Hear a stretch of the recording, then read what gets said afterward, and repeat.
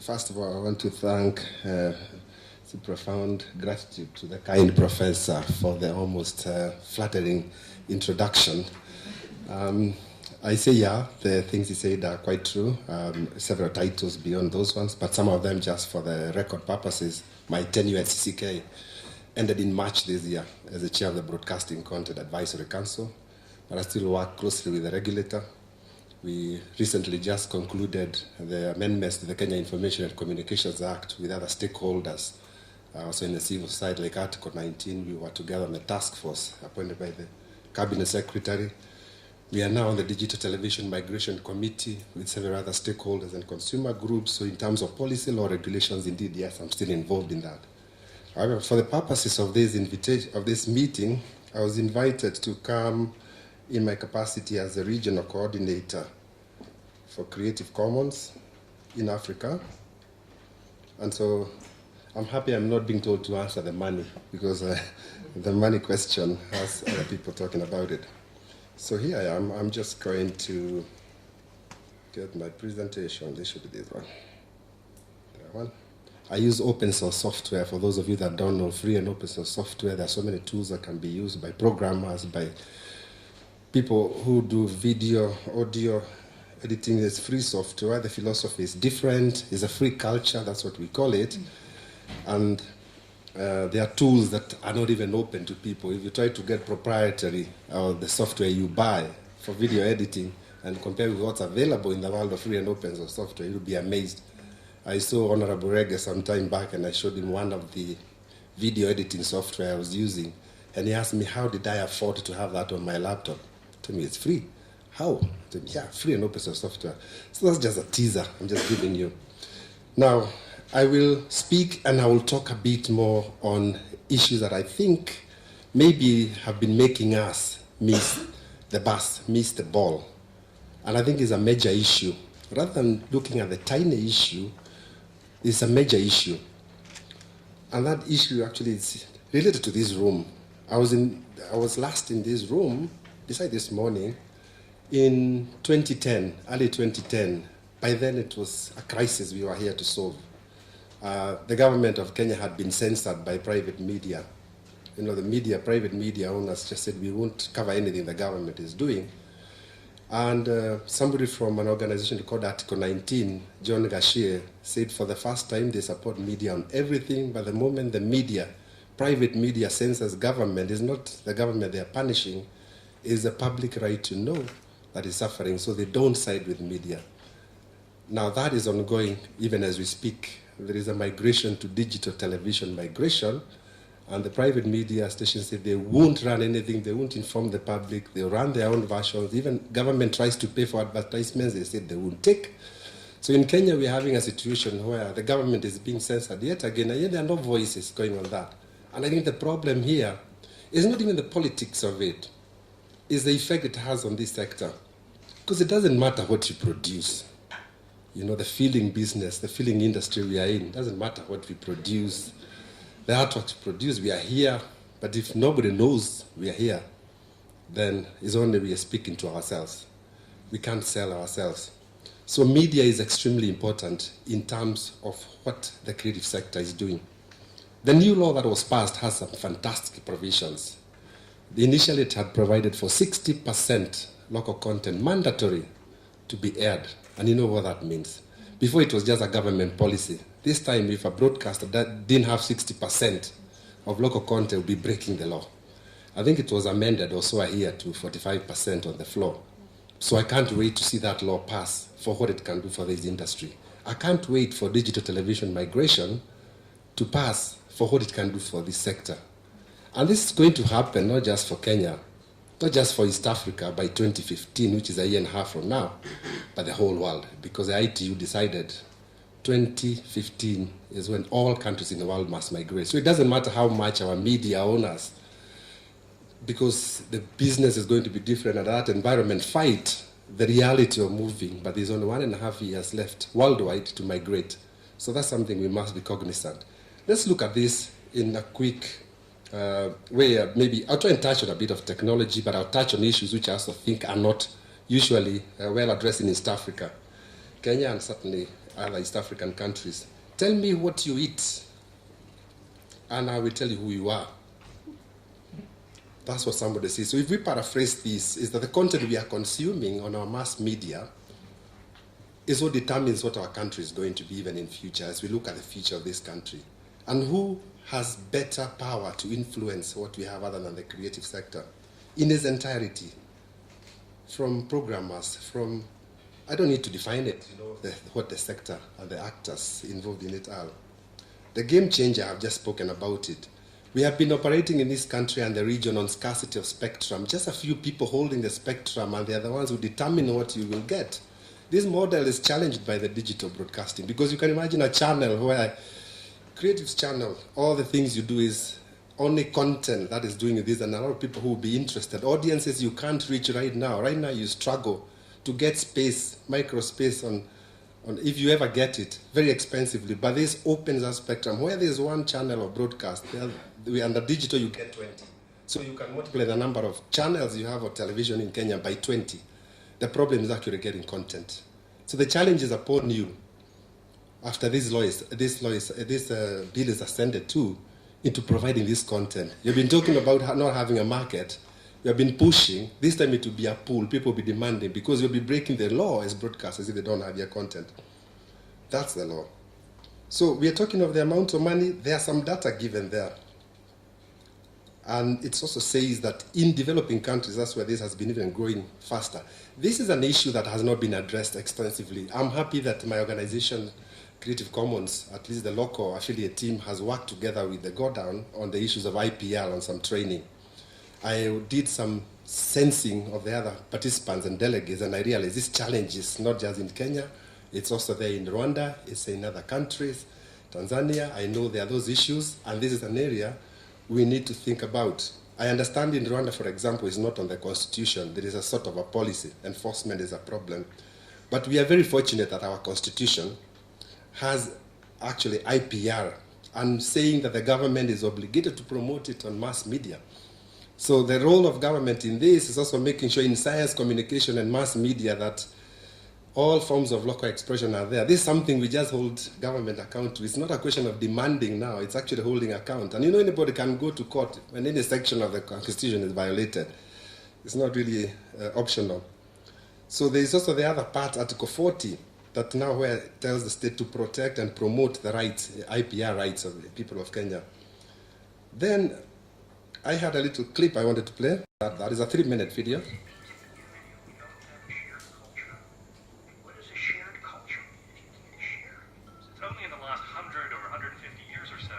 Started tightly restricting how that culture gets used. The internet enabled an infrastructure where anybody could participate without asking permission. We have all these new technologies that allow people to express themselves, take control of their own creative impulses, but the law is getting in the way. Creative Commons is designed to save the world from failed sharing. People who actually want to share stuff, who put it up on the web because they want to share it on certain terms. So we wanted to create a simple way for creators to say to the world, here's the freedom that I want to run with my creative work. Here are the things you're allowed to do. Can I reproduce it? Can I copy it? Can I put it in my textbook? Can I use that photograph? Can I make a new version of it? Creative Commons gives tools to creators to make a choice about copyright. Creative Commons license can cover anything that copyright covers. Every license says, you need to give me attribution. I created this, give me credit for the work I did. The basic choices are commercial use or not. Can you make derivative works, versions, adaptations, or not? And do you want me to have to share alike? So if I take your stuff, do I have to offer it to the next person under the same terms? There's no requirement for you to do anything with your work other than what you want to do. You own the copyright to it. What we've done is given you the right to exercise your copyright in more ways, more simply. So the idea here is to enable the creative impulses that the technology turns loose and get the law out of the way. The work of Creative Commons is really about laying the infrastructure groundwork for this new type of culture, a new kind of folk culture.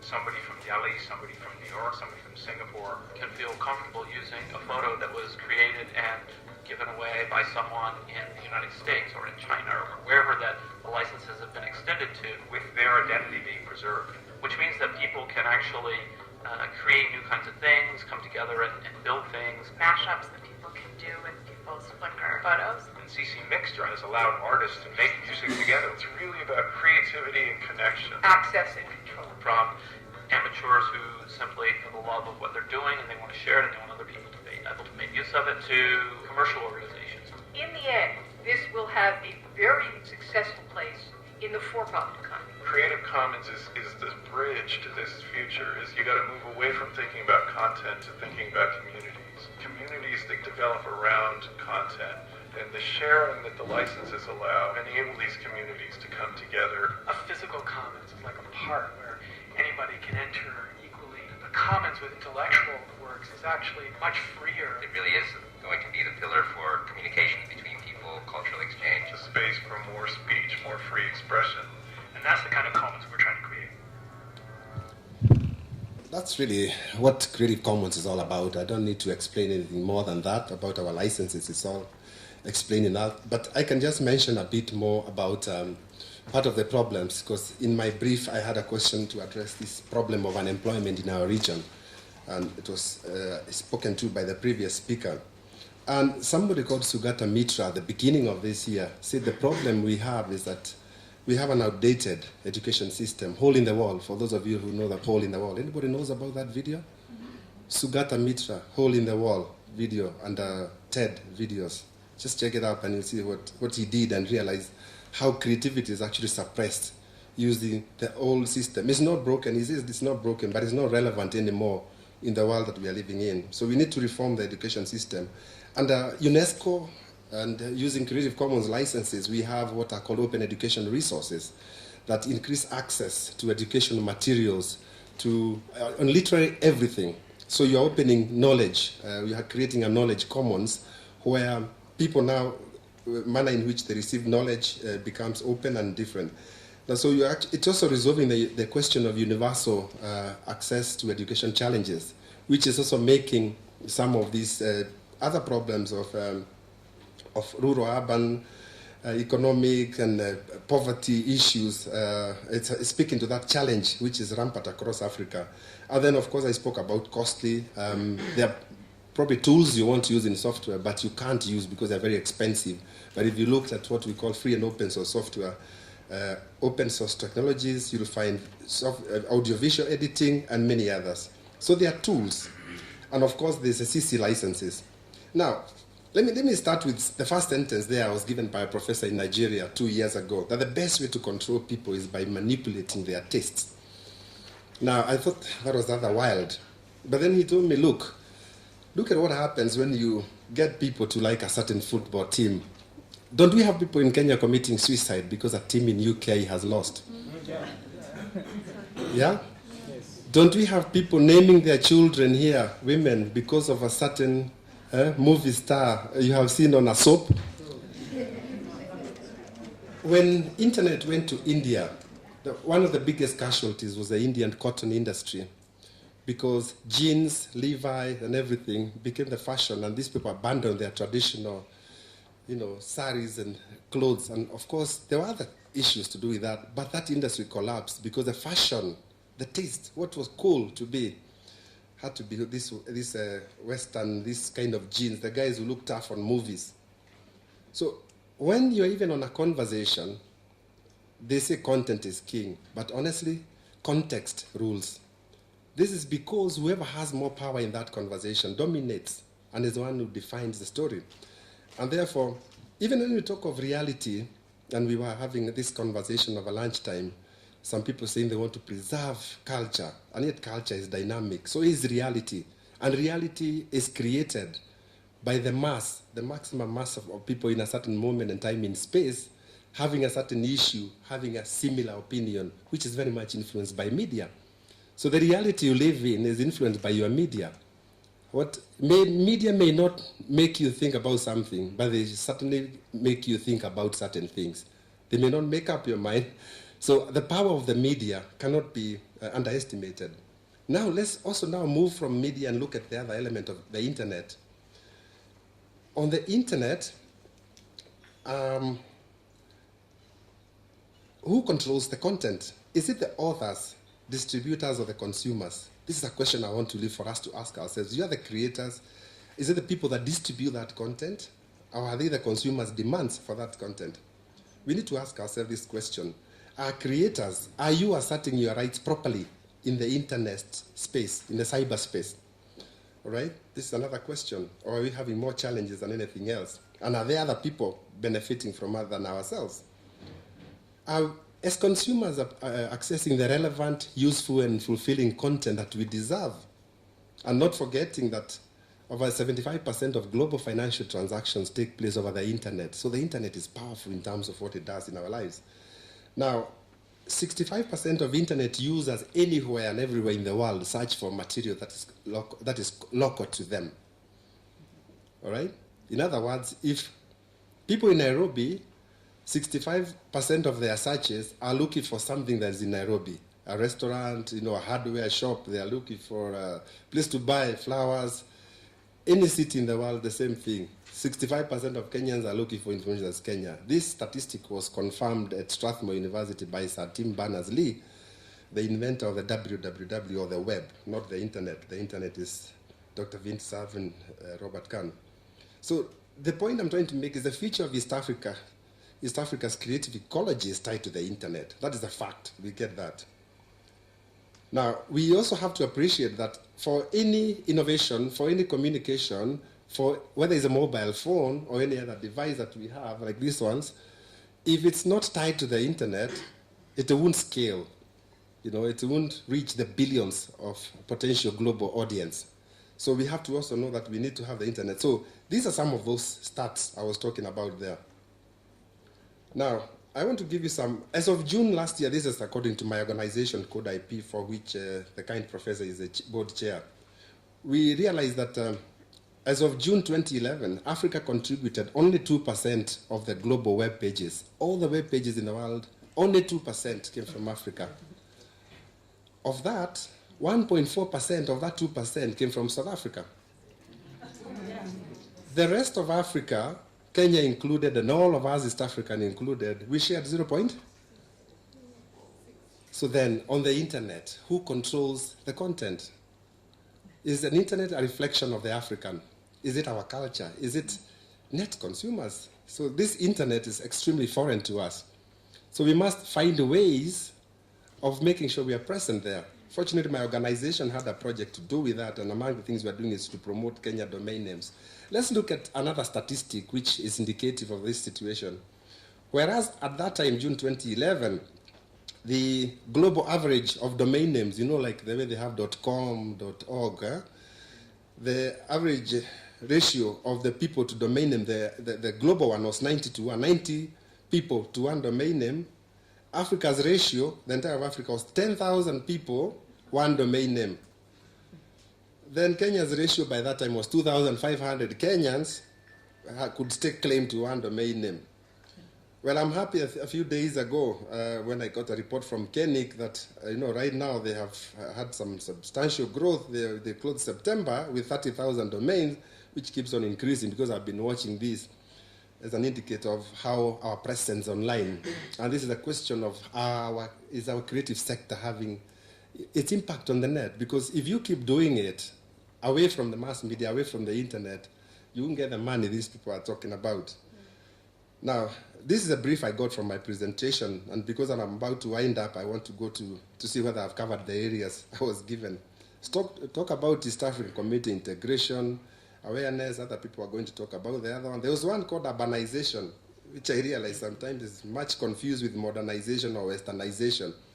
Sometimes we really confuse what urbanization, westernization, or modernization, which is which, and all the other issues. So what I just did there is that I added the two about the issue of developments taking place in mass media and the intellectual property rights and Creative Commons.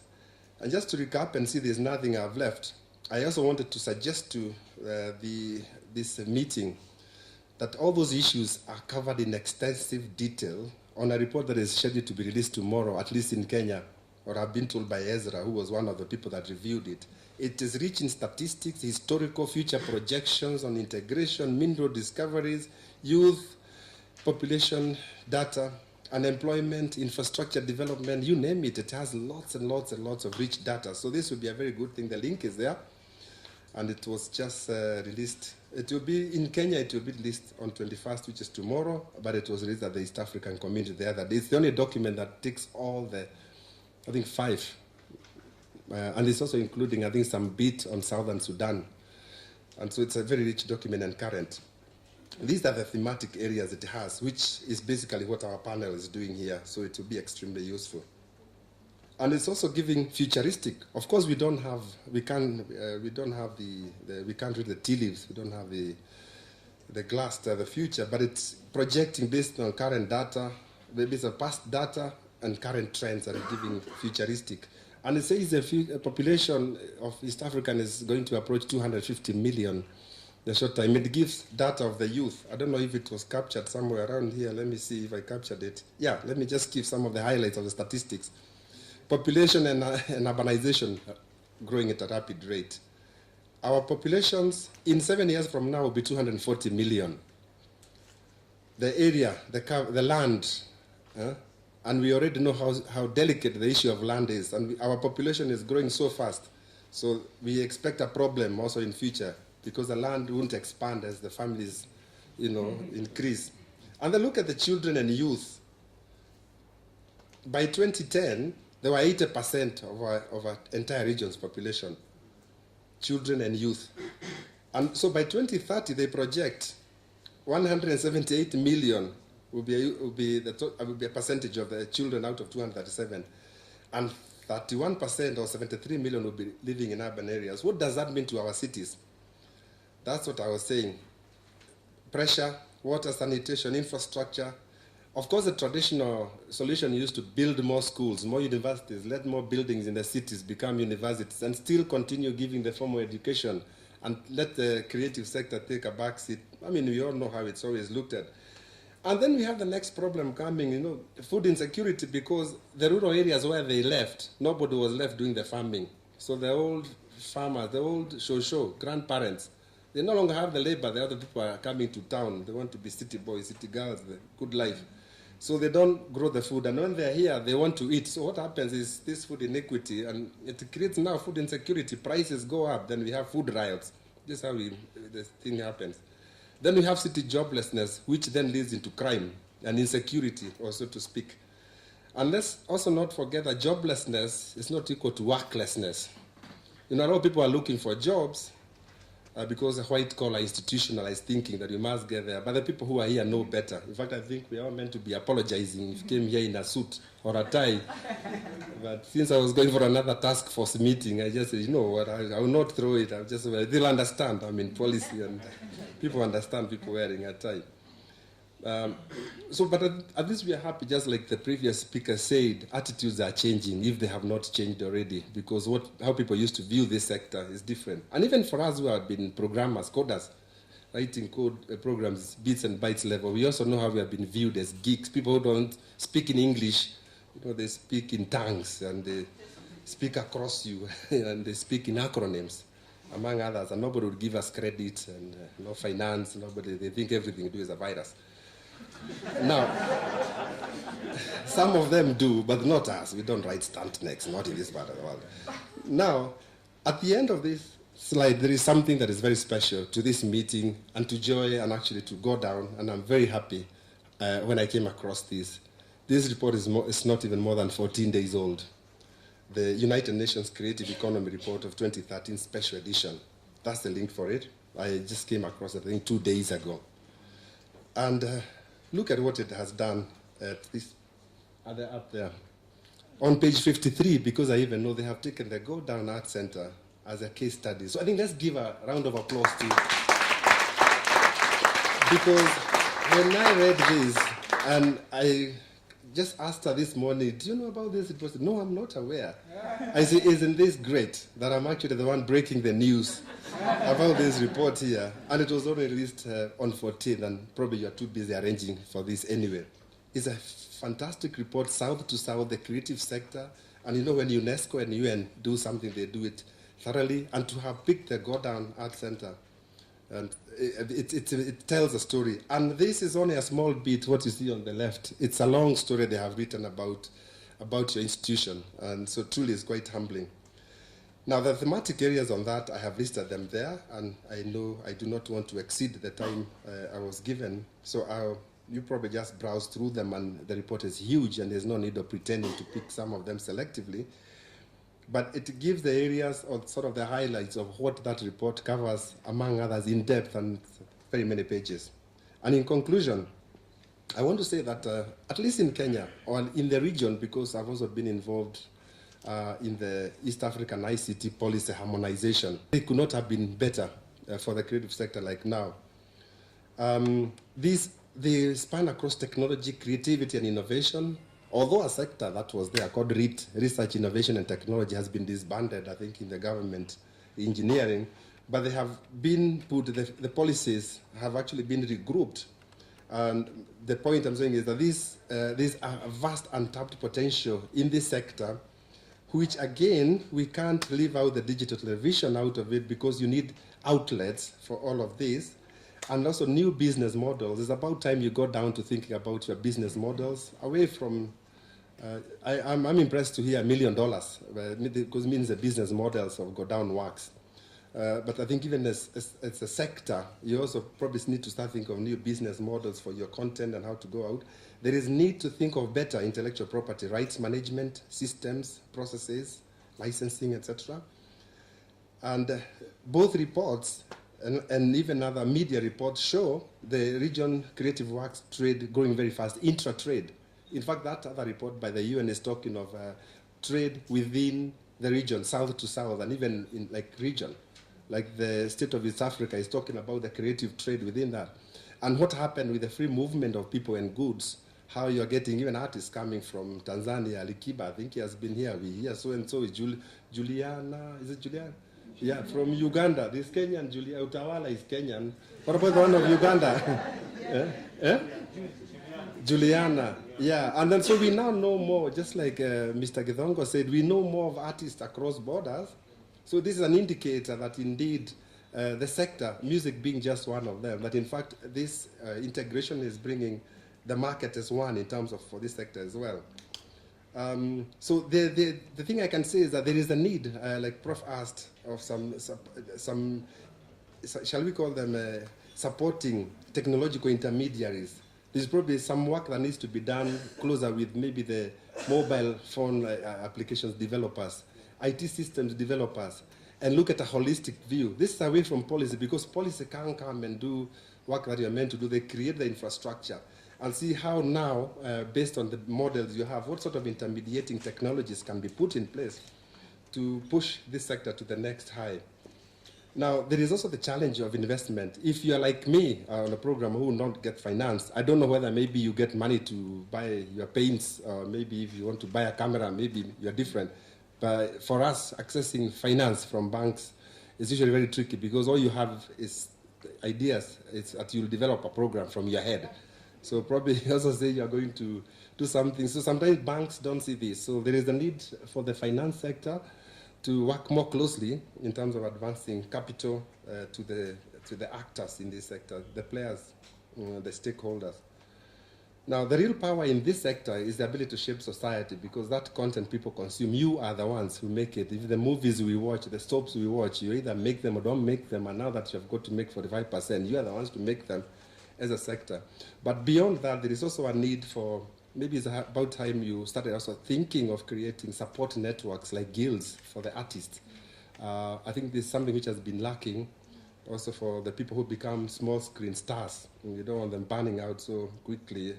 And so the others, Americans, other places do have such networks. And with those few remarks, I hope I've kind of provoked a little bit. And thank you for listening to my many stories. Thank you.